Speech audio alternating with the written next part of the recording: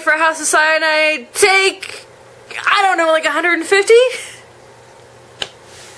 Oy vey. So, this is an update video to let you all know what's going on with me. So, the month of October is my Black Friday month, for those of you in retail. I do all of my performing, or the bulk of my performing, the bulk of my workload is in October. And I work my booty off in the month of October. And I do work throughout the rest of the year, obviously, but this is when most of the work floods in. Mostly because I am pagan and a witch, so I do get booked for a lot of the pagan, witchy events. And then also just in the like burlesque community in general, there is a lot more events come wintertime. October through Christmas is real big in show business. And then January, February dies, especially here in St. Louis because the weather is horrible. And so there's never anything going on January, February, and then it picks back up again in March.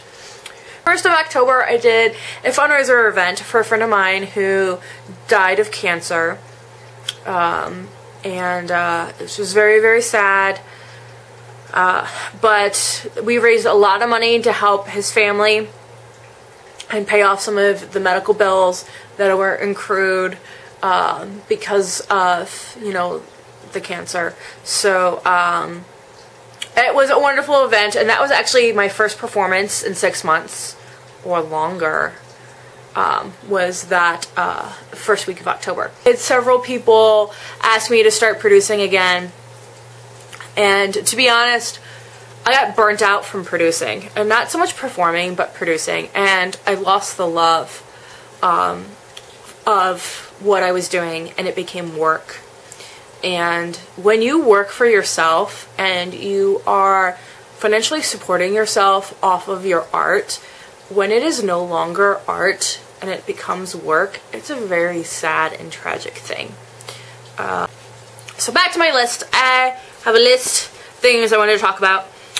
So, I was talking about my gigs. Third week of October in Memphis, Festival of Souls. We got there, it's a 5-hour drive from here. We got there late Thursday afternoon, relaxed Thursday, performed Friday, performed Saturday, packed up Sunday. I crashed all day Sunday and Monday. Well, Monday we packed up, or Sunday we packed up. I crashed all day Monday. Then we drove back to St. Louis, and I worked. I figure modeled all day Tuesday, all day Wednesday, all day Thursday. Then Friday was a down day where I literally didn't do anything. Didn't even unpack. I unpacked a little bit, just enough. The Festival of Souls and the Dia de los Muertos parade. I apologize. It's Day of the Dead. I was a French major, not a Spanish major in high school, so bear with me on the Spanish. But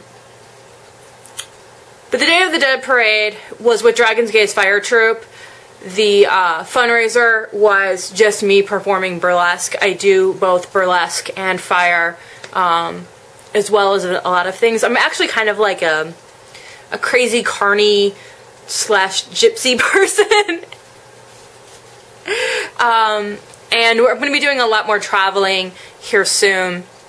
I'm really focusing on getting out of the St. Louis area and stretching out and going to festivals and performing throughout the Midwest. I really enjoy those events.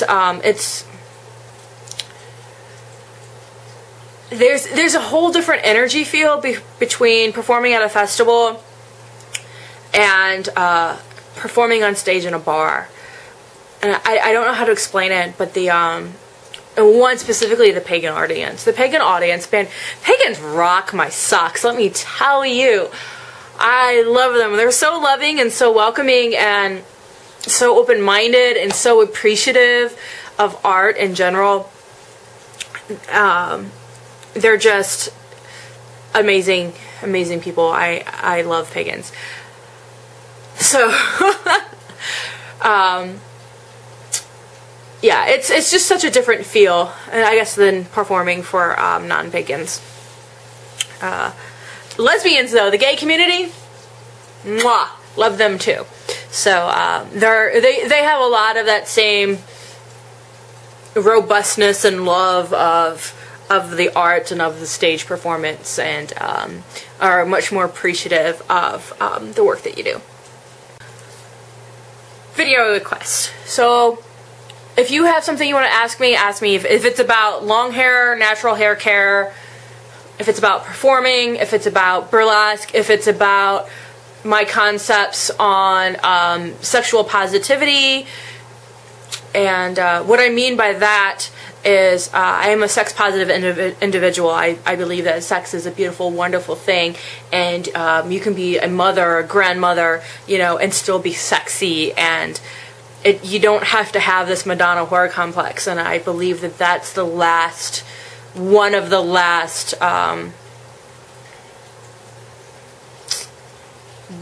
battlefronts for feminism, is women being able to claim their sexuality, because it seems like in the past generations you could be a feminist but you had to lose your femininity.